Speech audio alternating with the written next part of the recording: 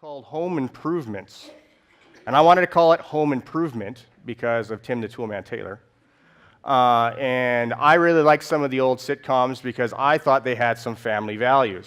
And that was kind of what we're talking about this morning, is we're going to be talking about family values. But I liked Home Improvement.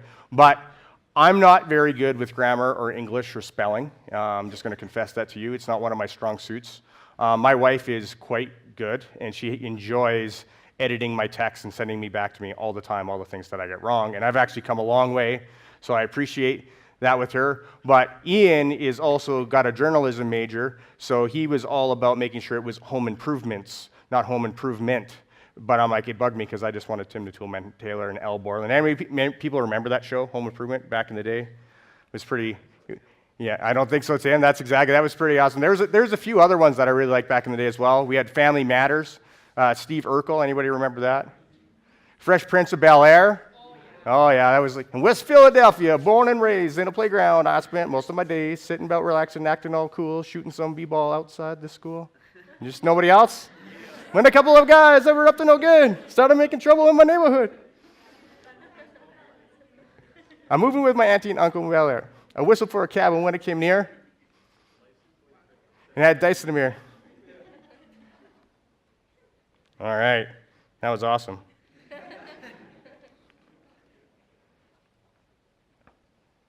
I'm having one of those technical difficulty moments where all of my notes that I have on my iPad didn't load. So that's fun. But anyways, the other one that my kids have been watching right now, which has been my brain. Samara, help me out. Full House. Anybody else watch Full House back in the day? No, some people are shaking their head no. I know I'm dating myself a little bit. So I'm 33, turning 34 in a week. December 4th is my birthday, just in case you know. I'll give you my address if anybody wants to send cards. Nobody? No, we're good? No. But my kids have been watching it, and one of the things I was looking at when we were watching TV kind of growing up is there was family values. We had these ideas that there was values that, even as society as a whole, that we kind of valued. And even going back and watching some of these shows, we're watching the family environment interact with each other. And we're watching people become independent, starting to learn to make their own decisions. Sometimes they make good decisions, and sometimes they make bad decisions. And they kind of really shown how the family would come together and support each other, even when there was bad decisions that were made, and then how people would learn and come full circle again. And for a lot of the shows that I'm watching nowadays that are going out there, I'm not seeing the same family values that were once in those shows at that time. And I'm not saying that everything in those shows was always perfect all the time, but there was kind of like a core set of values and stuff that were in there. And it started to think for me, what are my family values? What do I value? And it doesn't even, you don't have to just be in a family, but what are the things, what do I value out of life? What do I care about the most? And I was thinking, well, what truly is a value? What is a value? And what I really came to the conclusion is the value was something where it kind of really shapes what our directions are. It really shapes what our actions are, because we're going to be put into different situations in life, and we actually don't really know what our values are until they cost us something. We're really forced to make a hard decision. You're like, do I really have values? And a lot of times, as young people, we found out what our values were. If we valued honesty, it's like when we stole the cookie from the cookie jar, and we knew we weren't supposed to do that, and we get asked by mom and dad, did you take the cookie? And we're like, at that moment, we're going to decide whether or not we value honesty or we don't. And that was the thing. And now as we get older and life changes, those values start to change, and we get put in more and more different situations. It's like, do we value marriage? Do we value other people? A lot of what I see in society today is that society is pointing that it's all about ourselves, and it's really all about how I feel. That my values are like how I feel. How I feel is how it determines my values. So if it feels good, I should just do it. But if I go back and I really think about the core values that we're supposed to have, I don't think that doesn't really work for us, because there's a lot of things, even as a Christian, that I feel like doing, but I know I shouldn't be doing. Call it your conscience, call it, you spent some time reading about your Bible, you just know that's the way the world's supposed to be. But I make choices all the time against what I feel is right. Not what I feel like I'm supposed to do. When I get angry, I have a choice with what I do. I can't stop from becoming angry, but I can choose what I do with that anger. I can choose to take a time to cool off so I can express my thoughts in a way that people can understand, or I can choose to put my fists through a wall. but I am still left with the choice. I get to choose where I get to be in all of this. And that's really a big thing in life, is really being able to figure out, well, where do we get to make, where are we going to make these choices? Where does it come from? And as I look back, like I talked about before, as we're looking back to family values, what are the things that are important to us? What are the things that we need to spend our time focusing on? Where do we need to be in order to really move forwards in life? Are we just doing life by how we feel, or are we actually choosing what our values are? And it gets really tricky, because a lot of times in life, our values come from our experiences. And when we were watching TV back in the day, we would have some of our own life experiences, and sometimes it would line up with the people on TV.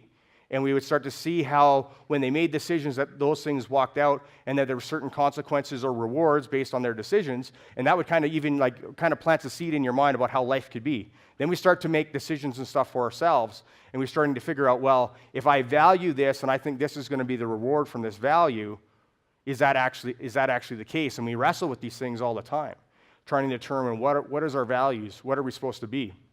And I've talked about this a lot of times before, but I really believe media tries to tell us that we need things even that we don't need all the time, that we're not valuable unless we have these things, or that we deserve this even when we don't. And if we don't have it, then we don't do that. Christmas season is kind of brutal that way. There's a lot of times we see lots of kids, they go to school and they're telling the kids now, don't tell your kids that the biggest present they got was from Santa.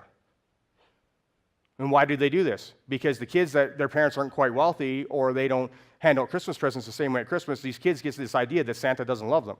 Now, Santa's a whole other topic that we can talk about a different time, but it's in this whole thing where we're kind of setting, now these kids are feeling devalued because Santa didn't buy them as big of a gift as the other kid did on the other side. So to me, I don't really feel like society's setting us up to succeed. If your husband or your spouse or your wife doesn't do this certain thing for you, that means that they don't love you. If they really loved you, that you would get diamonds for Christmas, you would get the new car, you would get all these things. And this is what we think, and we're like, we've put our value, a lot of our values we've put on stuff, and if we don't get that stuff, we feel that we don't get valued. So a lot of times, people will even end relationships, and things will change, and money is like one of the biggest things that actually separates relationships. So it's one of the biggest tensions that people wrestle with inside of their marriage, is what to do with money. Who gets to spend what? Is it mine? Is it yours? Well, I earn this much, but you earn that much. What is staying at home, me versus going to work? And we have all of these tensions, and we start to determine what is fair, because we're wrestling back and forth when we're missing the fact that is all of ours together. And as we work through our life, what I really want to spend time on with you guys this morning is really starting to think about, first off, is just really assessing what your family values need to be. Is just really starting out with an assessment. I'm not going to sit here. I'm going to give one family value that I think that if you get a core value that is right this morning, it's really going to help you out. It's really going to get you to where you need to be, but we're going to go there at the end. What I really want to talk about today is actually taking a self-assessment of even determining what are our values right now, and then how do we go about assessing what they are, how do we decide on choosing what our new ones should be, and then how do we create an action plan to actually seeing those things happen.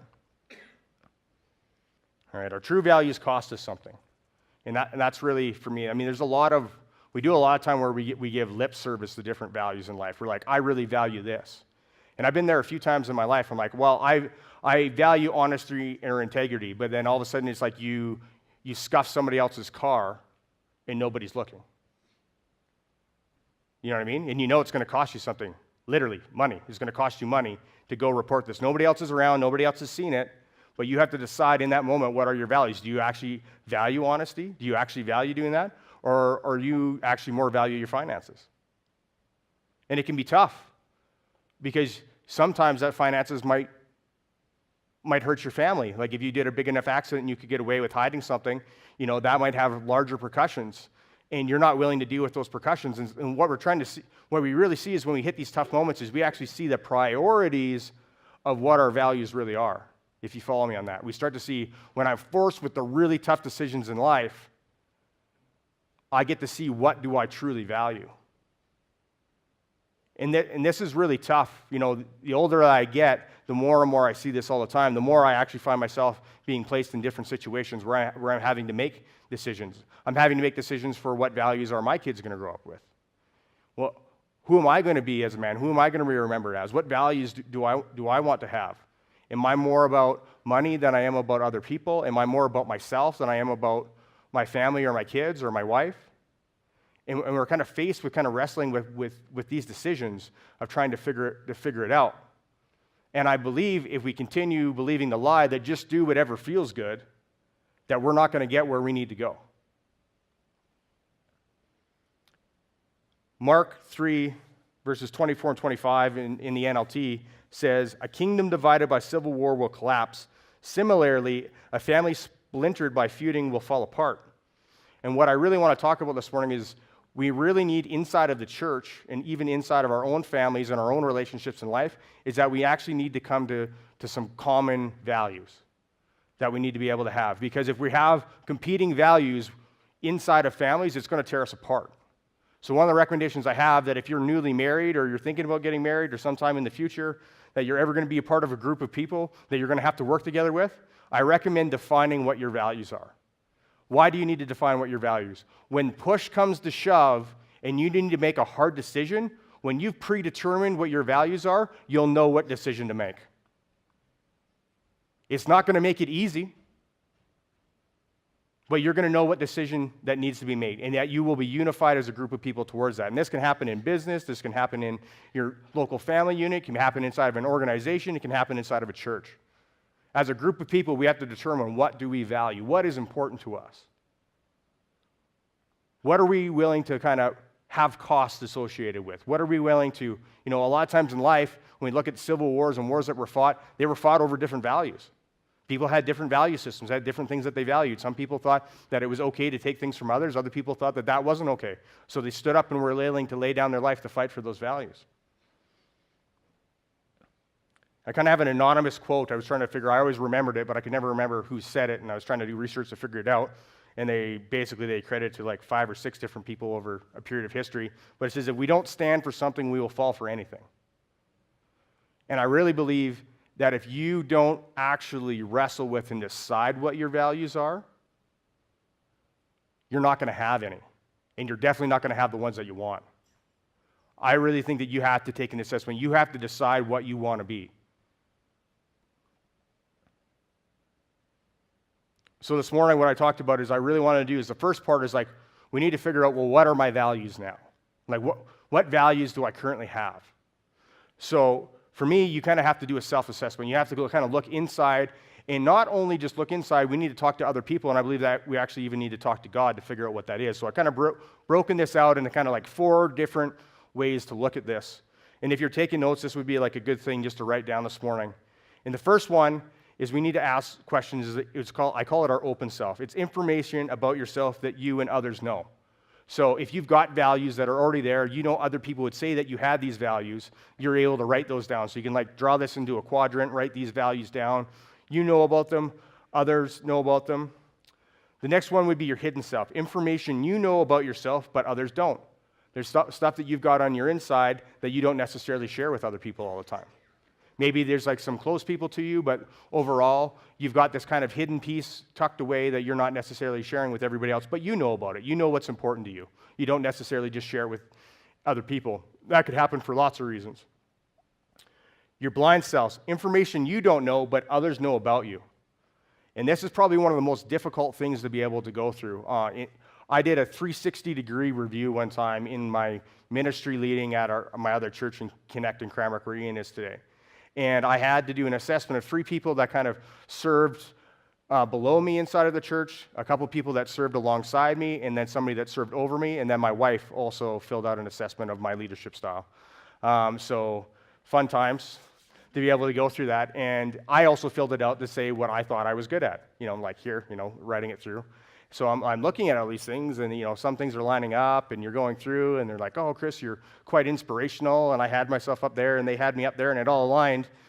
And then there's this box that was like encouraging, and I'm like, I'm way up there. I'm like, yeah, I think I'm encouraging, and everybody had me in the toilet. Like almost as far down you could go on there that I was down. I'm like, what? I'm not encouraging? And I thought I was knocking it out of the park. And this is one of the things that we don't realize, and this is the feedback we need from other people in our lives, people that we trust, is that we have blind spots. The things that I thought I was doing. So I had this thing, and I apologize for the words that I would use, they would call it, kind of like the bad news sandwich. But what ended up people to tell me it was kind of like a crap sandwich is what they said. So you talk about the nice thing, like you kind of build somebody up, and it's like, you're so amazing at this, and I really appreciate this about you. And then what happens? The big but. You could really improve in this and this, and when you do this, but in the end, I really like you, and blah, blah, blah, blah, blah. And then when people walk away, I call it a crap sandwich. It looked good on the outside, but it still left a bad taste in their mouth when they were done. Even though I tried to package it in like a nice sandwich so they couldn't see what was in the middle, they kind of got it. And then they would, when you would go to talk to people about stuff, they'd be like, oh, he's just coming to me about the middle of the sandwich. They wouldn't even see the Wonder Bread on the outside. So if it wasn't for the fact that I was willing to be humble and submit myself to other people to assess me, which is tough to be open like that, to let people do that, I would have no idea that I sucked at encouragement. And we really need people in our lives to point out our blind self, or what I would call as our blind spots. If you don't have a close group of people in your life that you can trust and call you on some of the things that you do in your life to be able to point those things out to you, you need to get one. Because that is really where you're going to learn. I work a lot in business with different people, and I see that all the time, where we have people that hit a pinnacle as far as they can go in the company because they cannot actually get along with other people. And they don't see it. They can't figure out what they need to change, and they haven't built enough relationship with somebody else to be able to speak into their life in love and actually receive that message. In Proverbs it says it's better the sincere wounds of a friend than the kisses of an enemy. And to me, this really, again, speaks to those blind spots. You need to have people in your life that can really do that. And that's for all of us. Our potential goes way up once we do that. The last part of this is what I call is our unknown self. It's information about yourself that neither you or others know.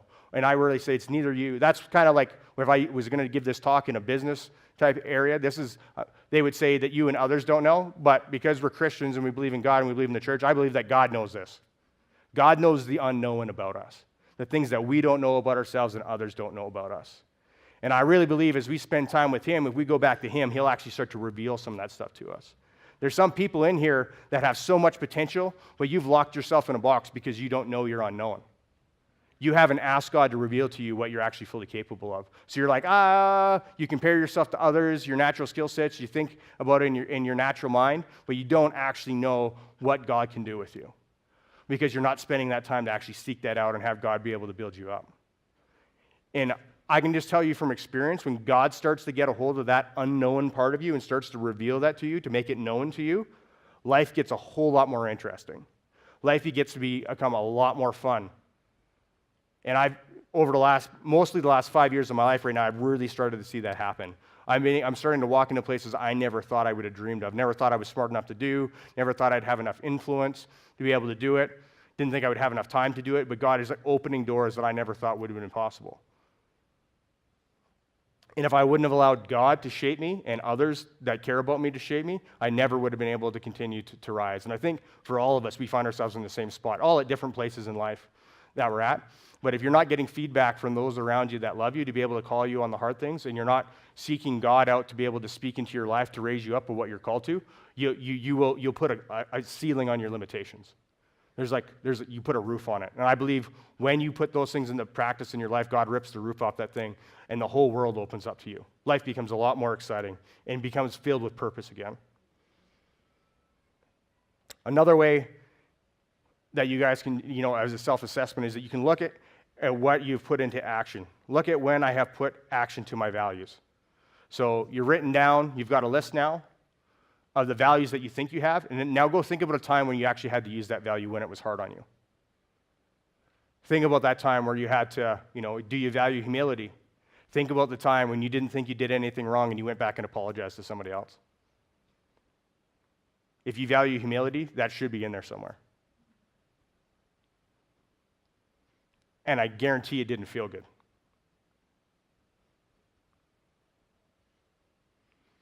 But we're not talking about the short-term feelings, we're talking about long-term feelings. Because as a group of people and people who believe in God in eternity, that we're thinking that there's so much more to life than just the here and now. And the things that we're laying down the foundation for tomorrow. So it's not all about feeling good in the here and now. I believe that peace and healing can come in the here and now, but there's going to be some things that you're asked to do. And we'll get further down because I believe Jesus really modeled this for us. Not everything as he walked in his life, as we call ourselves Christians or we call ourselves disciples, that we're followers after Jesus. And I really believe that we need to get to the place that we're starting to live our lives where our values were his values.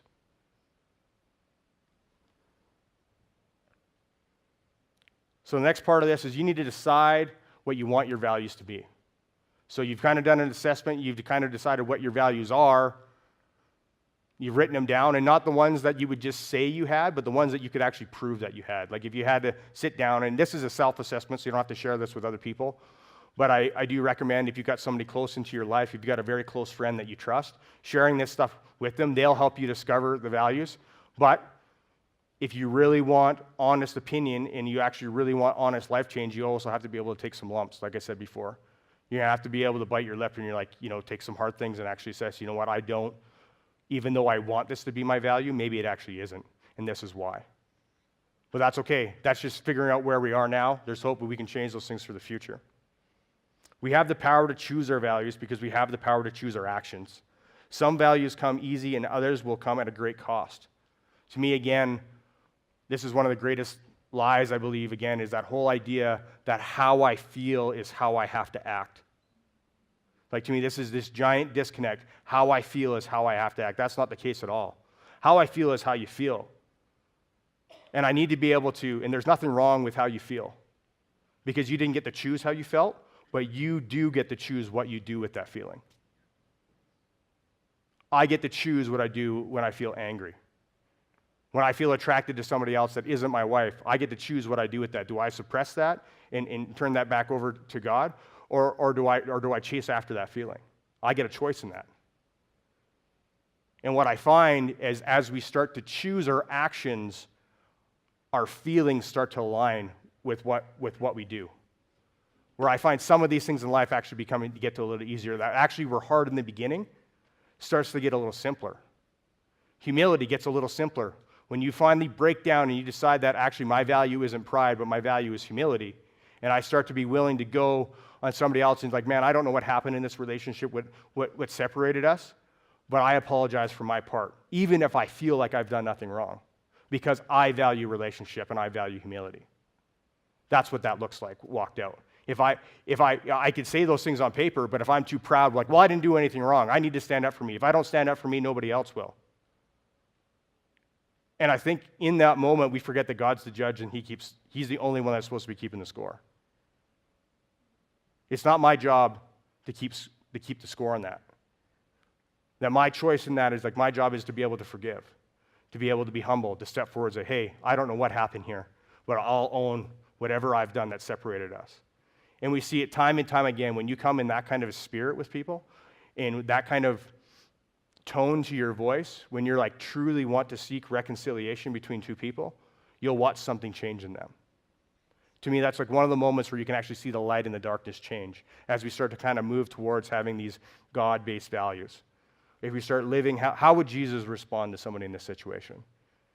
And it doesn't mean that we allow ourselves to have people walk all over us, and the people that have done us emotional harm and physical harm, that we continue to allow ourselves to be in situations where that happens. I don't want you guys to think that's what I'm saying today. But we can still offer forgiveness, but we can also create boundaries and safety. And I still want people here today, you can still forgive somebody, but you don't have to let them back into your life to hurt you again. So I just want to be very clear that, people, that's not what I'm talking about. There is two different things here. When you've got people that are, causing damage and stuff to your family, there's a danger to the people around you, both emotionally and physically. If something going down, it is okay. It is okay to hold people at a distance and make sure that, that we always have a heart for forgiveness, but we're also protecting the ones that we love around us and protecting ourselves. The last part of kind of the practical side of this is like once we've done a self-assessment, we figured out what our values are, then we've gone again, we sat down, we decided what our values want to be, And how do you do that? How do you decide what your values want to be? I recommend is really going back into the Bible. What were the values that we were supposed to have coming from the Bible? And most of this stuff, this is what we would call Sunday school stuff, but so often we forget it. It is a lot of it, like the core values that we need to have, like do unto others as that you would have them do unto you. Like just some of these really core values can really shape us, but you have to weigh the cost. That's always the hard part for us. It's so easy to say, it's so much harder to do, especially when you don't, again, feel like it. But if you're going to put this into actions and you've decided, okay, I actually want to get serious about my values, I've determined what I want them to be, I've gone and done the research, I decided this is what's important to me, and you guys, I'm not here to tell you what those things are for you. I want to unsettle you enough so that you will go decide what your values are for yourself. That you will go home and have a team meeting with your family or people and actually, well, what do we value? What are we willing to go to the mat for? Almost to get to the point where sometimes in life, what am I willing to die for? Or, if that's too dark for you, what am I willing to live for? What am I willing to spend my time in my life living for, to see this accomplished in my lifetime, to see this value upheld? I really believe in order to do that we need to get involved with close friends. We need to have, at this church, we have something we call life groups that we meet once a week where we get together. And we have this opportunity to be able to share our lives with one another. And we can do that in each way that we choose. You're asked to be able to share, to be authentic with what's going on. One of the interesting things we happened from that group, we just launched it the one I'm a part of, we launched it about 3 weeks ago. And one of the questions that I ask everybody when we're there is, what is your greatest fear about being part of this group? You know what the greatest fear was? That we would continue with superficial relationships. That we wouldn't actually get to know each other. That we'd all be in our places with our bright, shiny faces.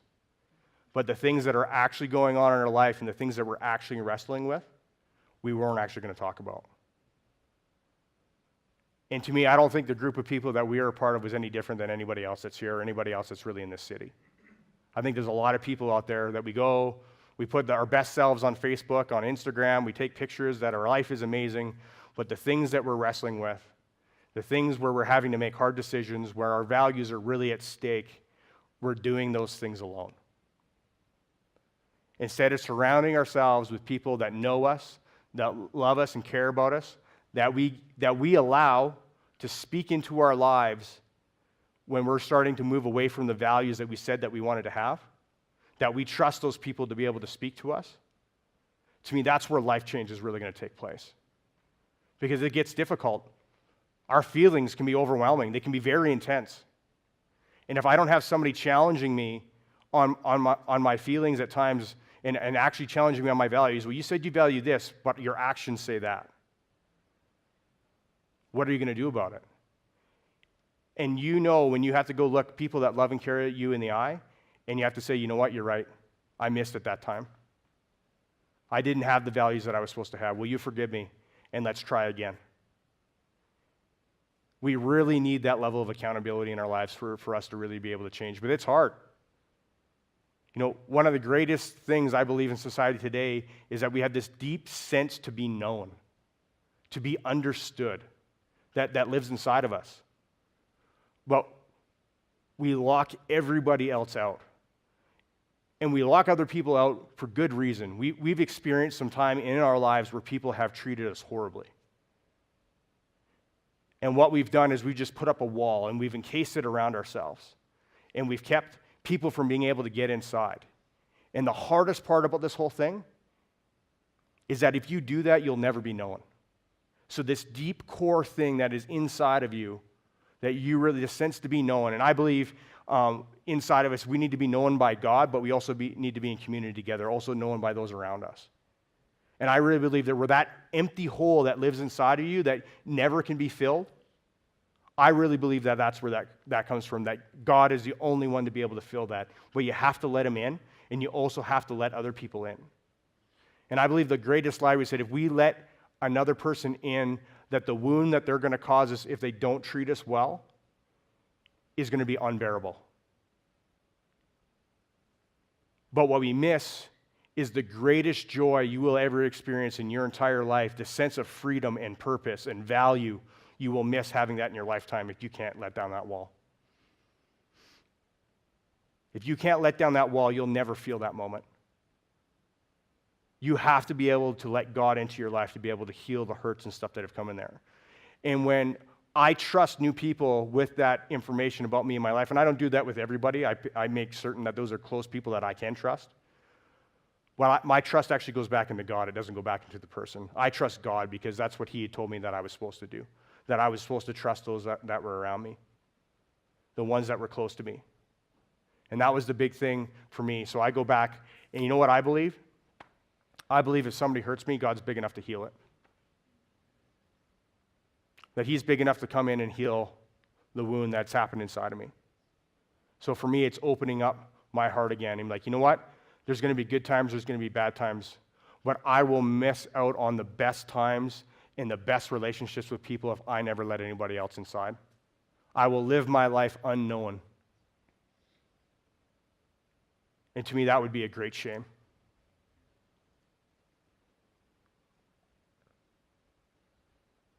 You know, if you were able to make that decision to be known by God and to allow others to know you, it changes your life. You know, when we talk about radical life change and stuff like that inside of the church, where people will see somebody that was one way before, and then they allow God into their life, and they get plugged in with a group of people that love and care about them, that they can trust, it is a life-changing experience. And you can see that on people's countenance. You can see it on their face when, you know, it talks about what once was lost but now is found. What once was unknown, that has now become known. It changes the game. It'll change who you are as a person. It'll change your relationships. It'll change who you interact with. If you can take down the walls and be known, you'll be able to accomplish things that you never thought you were able to accomplish before. You'll end up in places you never thought you would go before. You know, I've spoken about it lots of times. When I was a young guy growing up in church, my biggest thing that I was afraid of, like one of them, was that if I gave my life over to God, that my life would suck and be boring. That there would be like no more fun to be able to be had. I'm kind of an adventurous type of guy, so it wouldn't be exciting anymore. That was like the biggest lie that I've ever believed about that. God is a ton of fun. Being able to build deep-rooted relationships with people that you can just be yourself around is like so fulfilling. It's one of the most exciting things that you can be a part of. The problem with the church sometimes is what it's put out as its values is that you have to be perfect in order to be a part of community. And if you aren't perfect, then you're separated from community. But when I'm struggling with something, what I need is somebody that loves me like a brother to come into my life and be able to speak into my life and speak hope and future and help point me back in the right direction, not to speak condemnation and to separate from me, to give me hope again, to bring me back to my core values. The things that I really need to believe in, the things that are truly going to bring purpose and hope. And to me, I wrestled with, obviously, with only so much time and having one message at the end of this series, there's so many values that we could talk about this morning, so many things that we could go through. So I didn't even want to attempt to go through that. But I really had to wrestle with. I wanted to pick a moment that would stand with you guys where we're really seeing Jesus wrestle with His values.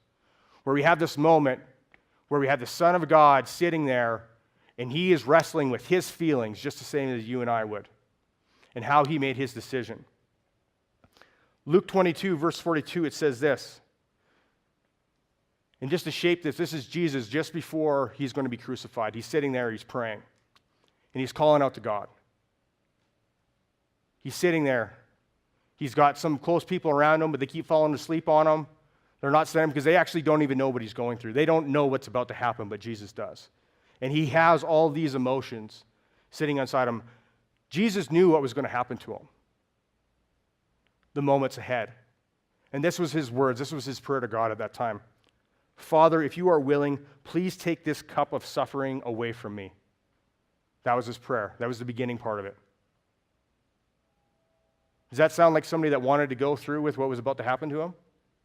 If there's another way, Father, take this away from me. Take this burden away from me. I don't want to go through this, Father. This feels like it's too much. But we see this straight from Jesus' heart to his Father. Yet I want your will to be done, not mine. And to me, what we see is the obedience to follow God. What his will is, not my will. Yet I want your will to be done, not mine. That's submission. These are all words that we don't really like as a society because we haven't had leaders that we could trust. So when you're being asked to submit to a leader, there wasn't a love-based relationship that was in there. This person wasn't choosing for my highest good. Somebody was oppressing me. So we have a really difficult time with some of these words, but yet it is exactly what lines up in the kingdom of God. When I submit my will to God, recognizing that he knows better than I do. He knows the unknown. When we sit there, God, no one understands me. Nobody knows what I'm going through. But yet he can say, yes, I do. I was there beside you. I was with you.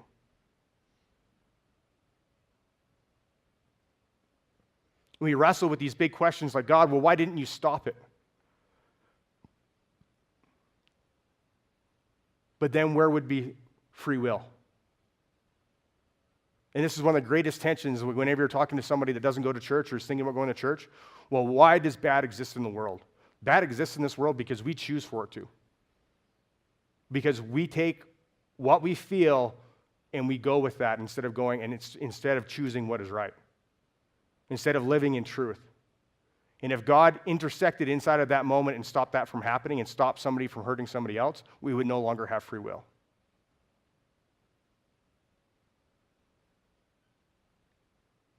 And when I came to that knowledge as a young man, it kind of blew my mind. I'm like, because I was trying to, you grow up in church and you learn about all these values that you're supposed to have, but it doesn't wrestle you to your core quite the same. So you start asking lots of questions. Well, why this? Why is that? Well, if God is God, then why does this happen? Why does that happen? You're trying to make sense of it all. And I don't believe in this lifetime I will actually be able to make sense of it all. But every now and again, I get a revelation or I get an understanding. I'm like, oh, okay, that actually makes sense. I can continue to move forward. I can take the next step forwards. I actually have a little bit more clarity than I had before. And this morning, what I want to challenge you guys with is really, again, developing a relationship with God. But I want you to develop it in this picture. You've got somebody that loved you so much. We call him God the Father for a reason. He breathed life into us. How much do we love our own children? For those that has kids. Or even our own parents in that relationship. That God sent his son to die for us because he loved us so much, even though we chose to move away from him, he chose to build a way for us to come back to him. And in that is the beauty of the salvation message. In Jesus being willing to submit his will, even though he didn't feel like it, to die for you anyways, because that's what his Father had asked of him. That he knew that his Father knew best. And there's going to be some hard times in your guys' life, and there's going to be some hard times that you've already been through. There's going to be times where you need to be able to submit, God, what do I need to do right now? This is a really tough spot for me. What should I do? Because I believe if you come back to that as your core value, knowing what to do becomes easier. Walking it out, the action becomes the hard part. But I do believe it's easier if we do it together. You share that moment with somebody else.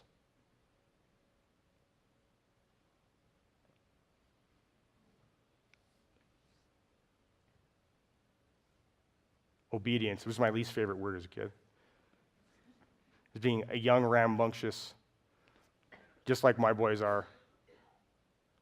But yet in it, if you have it as a core value, obedience, not my will, but yours be done. Not my will. We see it in the Lord's Prayer, on earth as it is in heaven. Again, it's that same heart. That God knows better than we do, that he created us for a purpose. He created us to love us. He created us to be known. He created us not to be lonely. He created us not to have death and suffering, all the things that we experience in this life right now. And that there is a life after this one. Well, I also think that we can have a great life here as well. We don't have to just wait for the next one. And we can start to have the kingdom of God start to be walked out. The principles are laid out for us. We actually just have to start to live it. We have to start to make the hard decisions. the hard actions of walking it forwards.